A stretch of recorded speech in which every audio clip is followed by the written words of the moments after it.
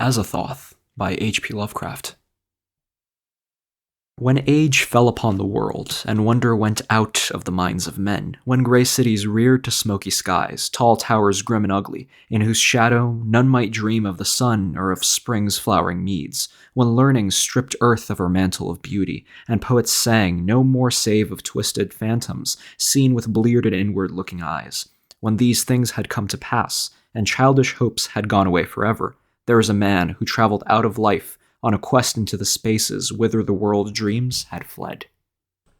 Of the name and abode of this man but little is written, for they were of the waking world only, yet it is said that both were obscure. It is enough to know that he dwelt in a city of high walls where sterile twilight reigned, and that he toiled all day among shadow and turmoil, coming home at evening to a room whose one window opened, not on the fields and groves, but on a dim court, where other windows stared in dull despair. From that casement, one might see only walls and windows, except sometimes when one leaned far out and peered aloft at the small stars that passed. And because mere walls and windows must soon drive to madness a man who dreams and reads much, the dweller in that room used night after night to lean out and peer aloft, to glimpse some fragment of things beyond the waking world and the greyness of tall cities. After years, he began to call the slow-sailing stars by name, and to follow them in fancy when they glided regretfully out of sight, till at length his vision opened to many secret vistas,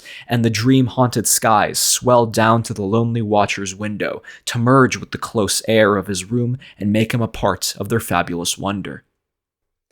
There came to that room wild streams of violet midnight glittering with dust of gold, vortices of dust and fire, swirling out of the ultimate spaces and heavy with perfumes from beyond the worlds. Opiate oceans poured there, litten by suns that the eye may never behold, and having in their whirlpools strange dolphins and sea nymphs of unrememberable deeps. Noiseless infinity eddied around the dreamer and wafted him away without even touching the body that leaned stiffly from the lonely window. And for days not counted in men's calendars, the tides of far spheres bear him gently to join the dreams for which he longed, the dreams that men have lost. And in the course of many cycles, they tenderly left him sleeping on a green sunrise shore, a green shore fragrant with lotus blossoms and starred by red camelotes.